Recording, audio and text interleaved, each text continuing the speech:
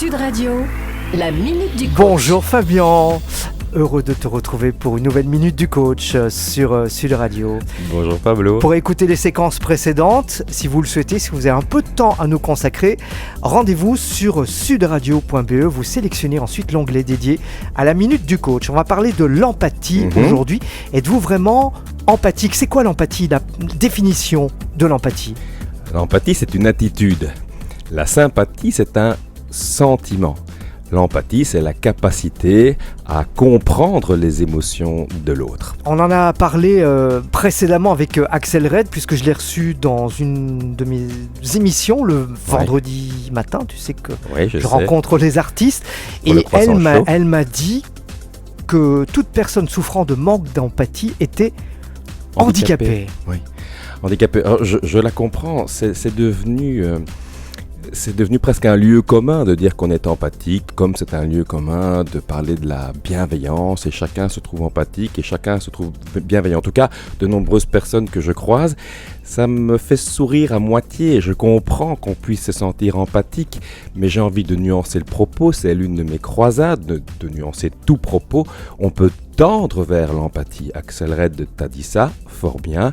Est-ce que l'un de nos auditeurs, est-ce que toi, est-ce que moi, est-ce que nous pouvons nous mettre à la place d'une chanteuse à succès? Est-ce que nous pouvons éprouver ou imaginer plus exactement ce qu'elle éprouve face à 10 000 personnes qui l'acclament? Est-ce que nous pouvons imaginer ce qu'elle éprouve lors d'une traversée du désert? Je ne le crois pas. Oui, pas nécessairement. On peut peut-être imaginer un soupçon.